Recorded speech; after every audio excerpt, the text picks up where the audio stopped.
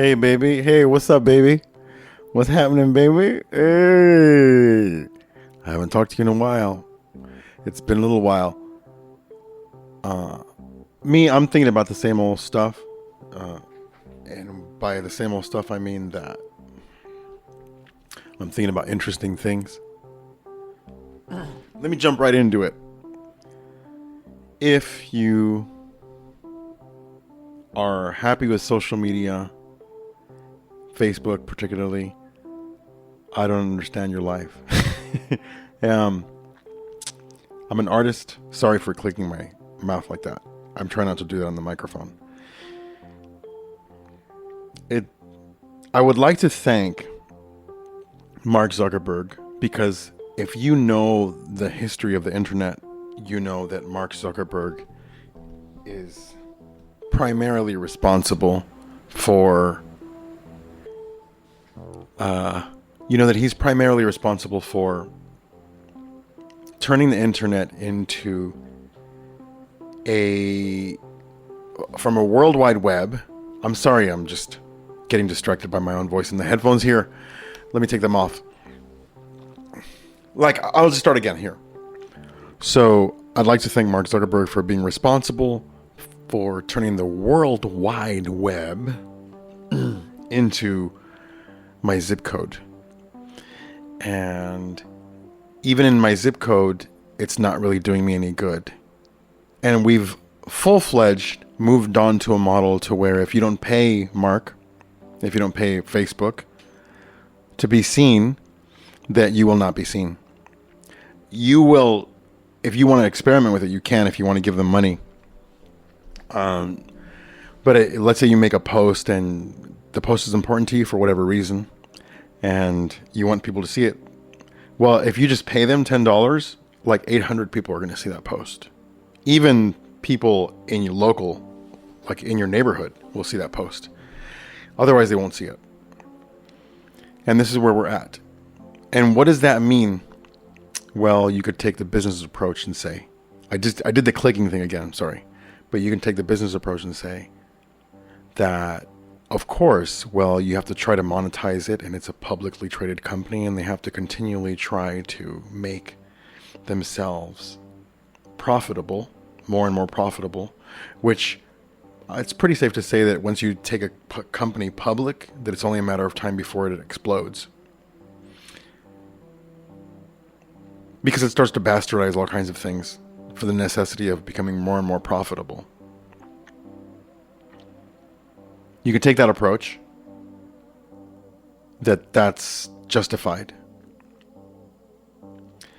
Or you can also take the approach that is more in the benefit of the user and look at it in the sense that you could say that we're being asked to pay for our basic human interactions.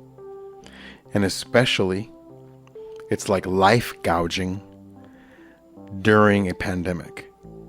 Because there aren't very many ways to communicate with others during a pandemic than through social media. Actually, there's a myriad of ways that we can communicate with each other, we just don't. When you're somebody like me, when you're somebody who uses Linux, not that I use Linux, I would love to, but I can't for reasons I don't want to get into, logistical. So when you're someone like that, when you know about internet culture, it's so frustrating because you know that the options are virtually endless and fun, but everybody wants to be at Walmart. Basically, you go to Walmart and the parking lot is crowded and everybody's there because that's where you go. That's what you do. So all of the smaller websites, the mom and pop hardware stores, the mom and pop shops, those places are gone. And even if they're still there and nobody's really on them and it's very niche and whatnot. And you have to admit, even Mark, if you hear this, you have to admit that Facebook's web design their user interface, the UI, is atrocious. But when you're the only game in town, you could be atrocious. You could have a system where links there's no way to contact the company, right? When you're that big. If something goes horribly wrong with your account, there's no really a person to talk to because it's such a big company that it can't sustain communicating with all of its user base. That should be against the law, right? There should be some sort of regulation based on it. Like if you cannot address, if your company is so big and you have so many users that you can't even address one of your users' problems, then there should be something helping out the user, right? But then you could say, well, the service is for free. And that is 100% accurate on the traditional model where money is the currency. But we all know, and don't try to bullshit me about this, please. We all know that data is the money now. That is what's being traded. Now, sure, in the end, when you're going to go buy a boat, they still want currency, but it could be Bitcoin. It could be maybe Ethereum. It could be the US dollar. It could be a yen. But data is the real currency, the one that all of those companies are trading. That's the universal currency. I have faced a problem. Not that you care. Not that you don't care. Hopefully you're a good person, you care. I have faced a problem with Facebook where my website, goliathfloors.com, has been blocked and is repeatedly blocked and nobody knows why. And if Facebook touts itself as the dominant force, the dominant place where people gather, and the only game in town, that means that they have a monopoly, so to speak. That means that there are really no other places to find others, even though, trust me, I am finding other ways. Just like that. Like in the movie, like plotting. But anyway, and I'm excited about those things. If they are the only game in town, then that means that my business as a musician is being heavily hindered, because in the only town square that exists during a pandemic, I am invisible and you are prevented from visiting any of my information. Now, right away, most people go into, so you could say, victim blaming, meaning that, well, what is your website doing, Goliath, that they don't like? Maybe it's something on your website. Right away, you have to assume that it's me and not something wrong with their system. Okay. I'm saying okay, meaning that I can't do anything about that assumption, but there's nothing wrong with my website. You can go to my website, goliathfloors.com, and if you find something where this should be blocked on there, I would like for you to let me know. If you find something that is different from Pornhub or 4chan, or I don't know, 4chan is probably blocked. But I'm saying there's nothing remotely as potentially offensive as those websites. And if you find something that's different from my website to, let's say, the Black Keys or Billy Idol, is he still around? Does he have a website? If you find something that's very different from my website, from their website, I would like to know what it is that is so offensive. Right? Do I have a merchandise store at my website? I am a musician and I sell merchandise. Would you love to side with Facebook in saying that actually I can't have a merchandise store on my website? Are you a libertarian? Like, what kind of thinking is that? If that is the route you go to, not that you're going to go down that route. So this is my Facebook saga. This is my social media saga. As you know, I've started a company last year called Link Merch, and of course it's experienced a snag. All of my little products here have experienced a snag due to COVID, but it hasn't stopped development. I'm just working on everything back end during this time because I believe in what I'm doing, and I don't believe that it's going to sweep the nation, but I do believe that it is going to find its culture and a subculture, and it's going to be underground, and it's going to be like a seedy, red lit, black and white, grainy club where we're sharing good music and real music with each other, and more directly between fan and, there's always people in the middle, right? You have to have printing companies, etc. But more directly between fan and artist. My philosophy with that is that we should probably not give money to big companies like a company that starts with an S, that is a streaming service, the biggest streaming service in the world, and where you pay them monthly and they basically give all their money to Drake and now to Joe Rogan. And the other artists just get crumbs. So I don't know how their money is distributed, but it's not working out, and it has never worked out. It hasn't been working out for most artists.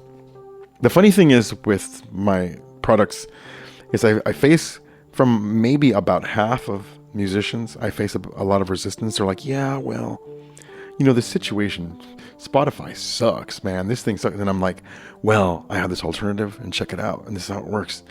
And they're like, yeah, but I'm like, okay, all right. Yeah. I'm not afraid to fail. I'm not afraid for you to not like this thing.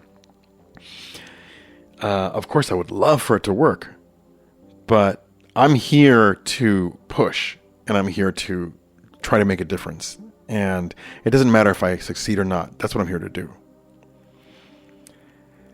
Now, I have taken on the moniker, can I use that word? The hashtag.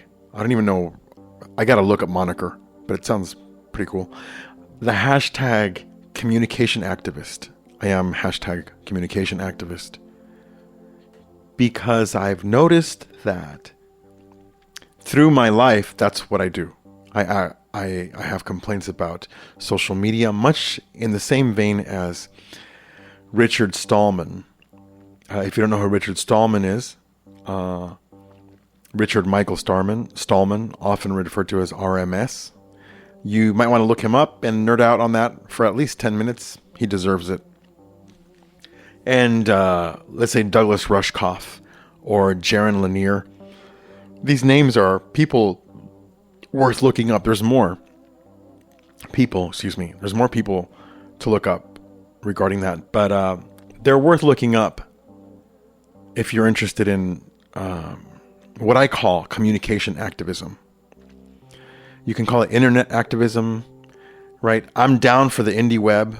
I want this to be a thing, the indie web, because it's a very dangerous situation if you don't know what shadow banned is. Being shadow banned means that you're essentially, imagine that you're in a public square and you're walking through there and you think that everybody can see you, but nobody can see you. So essentially being shadow banned is your post looks to you like everybody can see it, but nobody can see it except you. So that there are tools and websites for that. And these things can be shadow banned algorithmically based on certain terms and whatnot. But it's very dangerous to have a place where everyone is gathering and then for a private company or a government to have the power to make anyone invisible or any words invisible. Do you realize the grave danger in that? I would like for you to take a moment to think about that. And more importantly, I would like for you to help me, to work with me, to think with me of ways to keep the avenues in which we communicate diverse. As you know, like link merch is QR codes embedded into artwork on stickers, and QR codes are basically information that your phone reads. I don't know if you know this, but A lot of people don't know that their camera, you just point it at a QR code and a website or the information or the words pop up on your screen. So keeping the ways that we communicate diverse is utterly important. And for obvious reasons, do I have to spell it out? I don't think so. But I can help you. It can help me clear it out, clear the ideas also. Make them clear. I mean, obviously I need that. It's pretty late. It's pretty late right here where I'm trying to do this podcast. But alternative websites, not just the big, if the internet were television, like back in the day where you had 34 channels, we would have like 5 channels on the internet, and the rest of them would just be these way off like public access channels that nobody's even using. Right? There would be the Facebook channel, channel 1, there would be the Google channel, channel 2, there would be the Pinterest channel, the Twitter channel, and can you think of any other channels? Right? You may say discuss servers. Okay. How many people do you know on those? You're going to be like, well, actually, I know a lot of people. Well, talk to the person next to you and see if they know anyone who's on those. And talk, you get what I'm saying. Come on, let's not kid ourselves. There's like 4 internet channels. And these are the only channels that we're on. And when I don't know if you know this, but it's a wonderful thing to know about. When you create a user interface, which is, if you're not hip to the lingo, is the whole design of the screen that you're looking at, where the buttons are and what the buttons say and what the buttons do and where they go to. When you create a user interface, you're creating options, you're creating a mental state, you're navigating somebody's thoughts because you're giving them options that you created. There could be any options there, but these are the options that you created and you laid them out in a certain way. So when somebody presents you with a user interface, they're already directing your thought. You see. So you should be aware of that whenever you visit a website. How is this website trying to direct my thought? And this is why, ladies and gentlemen, I have the hashtag communication artist. No, excuse me. Actually, I do that one too. Communication activist. Communication arts. That is something that I use also. But communication activist is new. The CAN, Communication Activist Network. Are you tired of hearing me talk yet? I lost my train of thought. I was talking about... I forgot. Well, you know what? It's been... I'm 18 minutes into this podcast, I think. And I should keep it short, and I'll see you again very soon. I'll hear you. You'll hear me again very soon. If you have any questions whatsoever, feel free to email me at goliathflores@pm.me. pm.me. So that's goliathflores@pm.me. And, if you would be so kind as to donate, if you like the work that I'm doing, the thoughts that I'm putting together, the information that I'm trying to spread. Actually, I have one more thing to tell you. I was going to say you can tip me at my website. That's always very appreciated. I also have a Patreon. There's many ways you can support me. I have amazingshirts.net. You can go there and buy some of my merchandise. I have linkshirt.net. You can buy some of my merchandise there. Anyhow, I, ladies and gentlemen, am quite committed to moving into a large trailer, a mobile home. And it's an idea that hit me about a month and a half ago when I was visiting family in South Carolina. My ex's family, because, my daughters wanted to see their grandmother and uncle and aunt. And it was nice spending time with them there. And, traveling with the girls, my 2 girls, they're 4 and 6 right now. The idea hit me because it's Corona time and I'm not working excessively, not even close to, I have like 1 gig a month, like 2 gigs a month. I'm barely surviving over here. And I'm bleeding out money every month and I'm going to end up broke if this keeps going on how it's going. So if I move into a trailer, it'll reduce my cost of living and it'll open up the scope of my possibilities for playing music in different places. So there's 2 bonuses. Another bonus is that, frankly, I don't want to live here anymore, and I haven't for a long time. And I'm sorry if that offends you, if you're a local. I don't know why it would. But because of these facts, and my daughters having become totally unaccustomed to going to school, I didn't have to pull them out of school. The thing just naturally happened. Now is the perfect time for me to relocate, if I can relocate. And if I cannot relocate, then it's still a perfect time for me to save money on my cost of living and to travel periodically, like monthly, bi-weekly, to do gigs in distant places. So I shall not be denied. I'm gonna do this, and what I mean is, there's no other way to go but forward.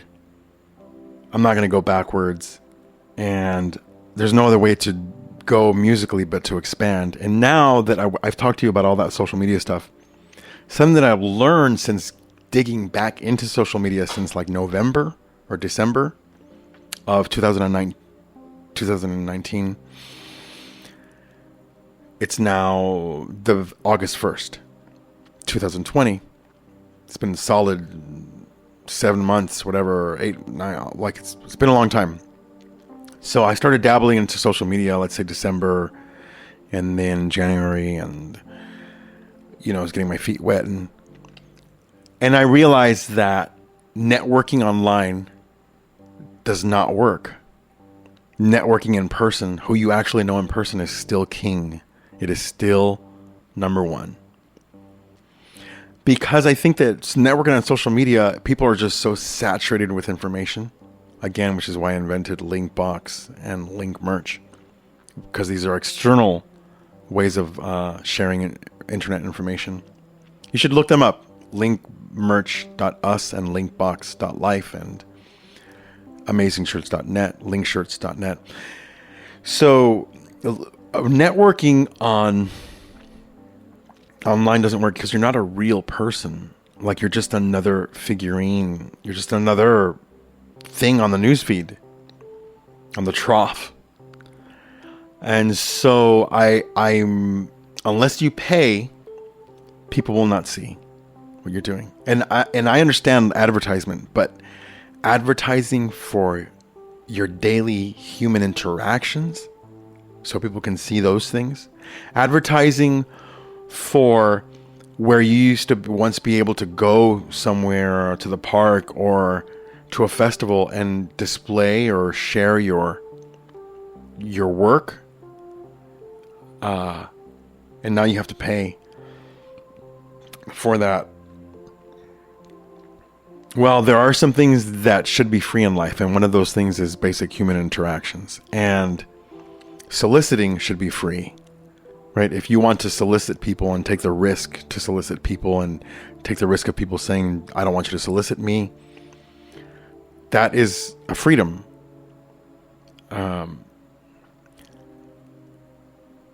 So networking in person is king, and networking online doesn't work.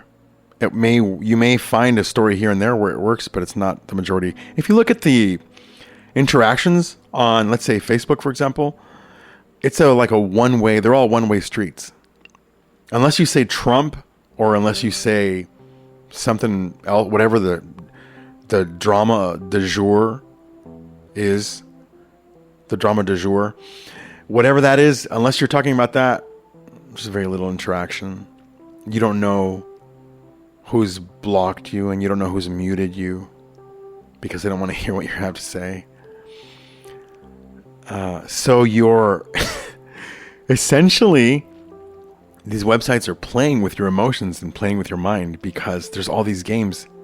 Can you imagine if I invited you to exist in a world where you don't know if somebody blocked you, like put their earmuffs, invisible earmuffs, and they can't hear you, and they invisible goggles and they can't see you, and the only people in control of this would be whoever's in control of that universe, and then I could make you walk around like you're a ghost and you don't even realize it.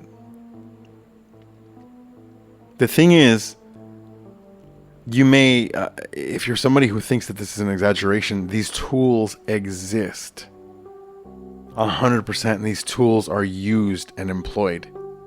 And I know because these tools have been employed on me in another website. And you can debate whether or not that was justified.